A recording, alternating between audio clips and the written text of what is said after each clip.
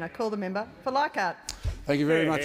Thank you very much indeed, Madam Speaker. I rise here this evening to acknowledge the members of the Australian Sikh community who have made great efforts to be here to witness the tabling of this historic petition.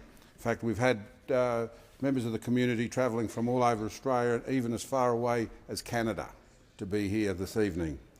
I will not go much into the background on the events of November 1984, as the members present have been briefed, and the Sikh community is, of course, very well aware. But it's important to note that today, the 1st of November, is 28 years to the day that these attacks took place, and as long as they continue to be referred to as anti-Sikh riots, there can be no closure for the Sikh community. Discussions around mass violence and genocide will always be controversial, but the continual denial of such historical injustices can only encourage modern-day crimes against humanity. It was in 1939 when Hitler justified the persecution of Jews by referring to the killing of 1.5 million Armenians by the Turks in 1915. These few simple words he uttered to the leaders of Poland, who speaks today of the annihilation of the Armenians, led to the death of over 6 million Jews. Almost 100 years on, the Armenians are still fighting for recognition, but their cause was helped last year by 7 members of this parliament calling for the Australian government to recognise a recognition of crimes against humanity for the Armenian, Greek and Assyrian genocides. More recently, in March, this House formally recognised the killing of 7,000 Muslims in Srebrenica in 1995 as an act of genocide.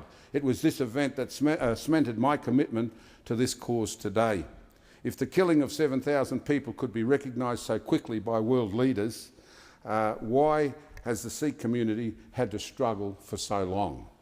I am aware that the Prime Minister of India has asked the victims to forgive and forget, but it seems clear to me that the events of 1984 onwards and the lack of justice has lasting wounds on the Sikh psyche.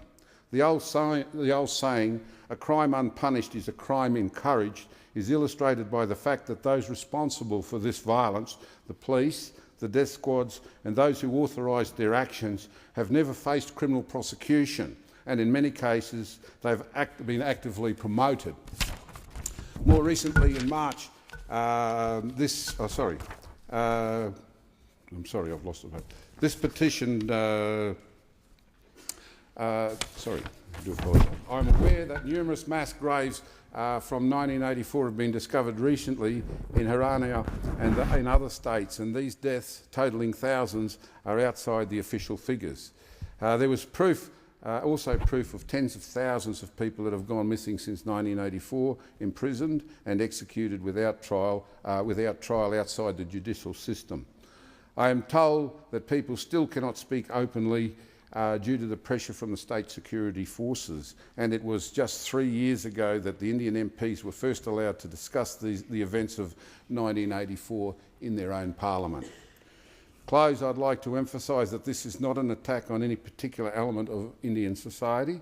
It is well known that many Sikh lives were saved through the courageous actions of Hindus, and we must pay tribute to those. This petition is asking for the Australian government to recognise that those killings fit the United Nations definition of genocide, and to urge the Indian government to take the proper legal action against those responsible. Madam Speaker, this is something that I'm pursuing because I personally feel that it is the right thing to do. I made a commitment to my dear friend Mr Daljit Singh, who through our friendship educated me about Sikh culture, tradition and religion, and made me aware of this horrific event. That's why I've commenced this journey 2 years ago, and I hope our aims will be taken in that context. I know as well that we cannot turn back the clock, but this is part of the healing process. There are many in the Sikh community who will never forget the harrowing images in their minds and who want to see justice in their lifetime.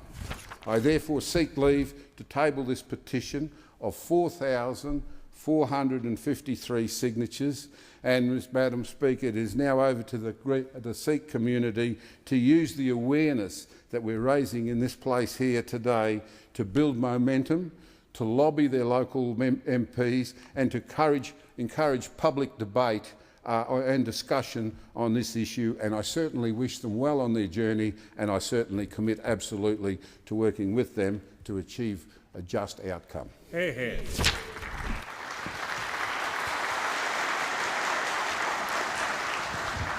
Thank the member and the community for their attendance today. The petition will be tabled.